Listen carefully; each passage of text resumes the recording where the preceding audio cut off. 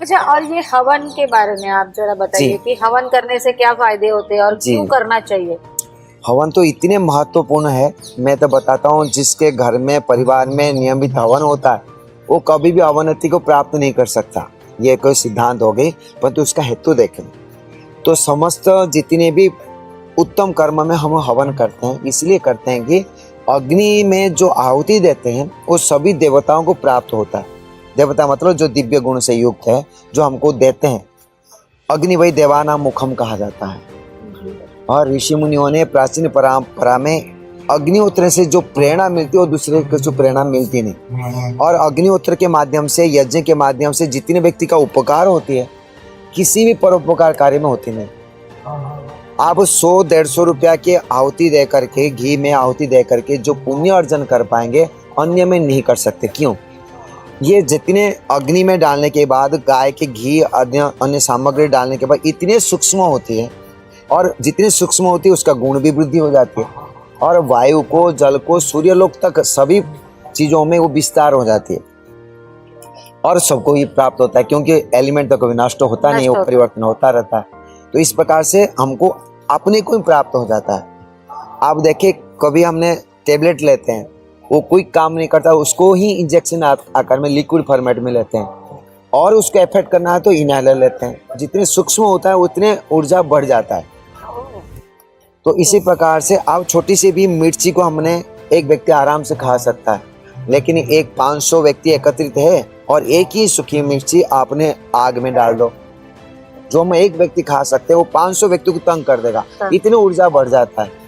तो ऐसे ही हमारे जो जीवन में जो पदार्थ है उसको हम यज्ञ में आहुति देते हैं, तब वो ये अनेक सूक्ष्मता से होता है, और हमारे माध्यम से वायु को दूषित करते हैं, श्वास प्रश्वास से, जल को दूषित करते हैं मल मूत्र के माध्यम से। ऐसे वायु, जल, अग्नि सबको दूषित हम कर ही रहे हैं, परंतु उसके पुण्य करने की हम इच्छा नहीं करेंगे तो हम दंड नहीं आएंगे। सही। तो इसके काम है कि हमको पुण्य भी करना चाहिए, अर्थात उसको शुद्धिकरण भी करना चाहिए। तो इसलिए यज्ञ का विधान है। तीसरे की वेद मंत्र की रक्षा हो, और इसमें जो प्रेरणादायक विधियां हैं, साइंटिफिक रीजन आप देखेंगे विधियां, उसको जब हम जानेंगे हमारे हृदय पवित्र बन जाता है, हम आत्मा शुद्ध हो जाता है। यहाँ तक कहा गया है जो चीज हम अपना मानते हैं वो अपना नहीं मानेंगे जो है ही नहीं यथार्थ अपना।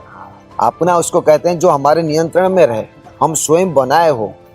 ना ये शरीर हमारा अपना है, ना हमने उसको बनाया, ना हमारे नियंत्रण में। इस कपड़ा को मैं अपना मानता हूँ, मैं फाड़ लूँ नहीं तो मैं पोछा लगा दूँ, परंतु शरीर को ऐसे नहीं कर सकते हम चाहते हुए भी युवा में नहीं रह सकते।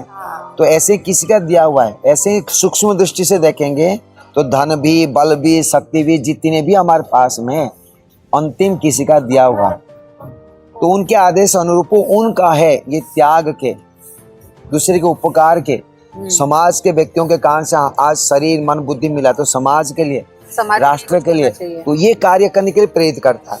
केवल ईश्वर के लिए नहीं, ईश्वर के लिए भी, आत्मा के लिए भी, साथ साथ समाज के लिए, परिवार के लिए। और हमने एक यज्ञ चिकित्सा महोत्सव किए थे। यज्ञ में इतने चिकित्सा के पद्धति, कोई भी थेरापी नहीं काम करने के लिए, इतने कुछ काम करता है। यज्ञ में वही औषधि जो खाते हैं, वो औषधीय पदार्थों को शुद्धिकरण करते हुए हमने अग्नि में देते हैं, इतने क्विक रिजल्ट मिलता है जो इनहेलर से भी क्विक मिलता है तो ऐसे पदार्थ है यज्ञ चिकित्सा। बड़े बड़े सूक्ष्म रोगों को भी हमने ठीक कर पाया।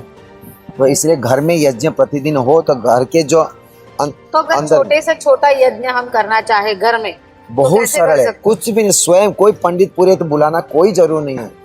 ठीक है, सीखने के लिए आगे आगे बढ़ा सकते हैं, सीखने के लिए। तो प्रारंभ में आपने आग जला के इसमें घी का आहुति दो, ओम स्वाहा कहते हो, दो गायत्री मंत्र पढ़ते हो, दो, कोई विधान नहीं। ईश्वर ने कहता है कि जब कुछ भी नहीं आता है तो पहले तो चलो, फिर बोलना शुरू करो, फिर आगे धीरे धीरे आगे बढ़ो। तो हम आगे बढ़ेंगे, परंतु प्रारंभ करना जरूरी है।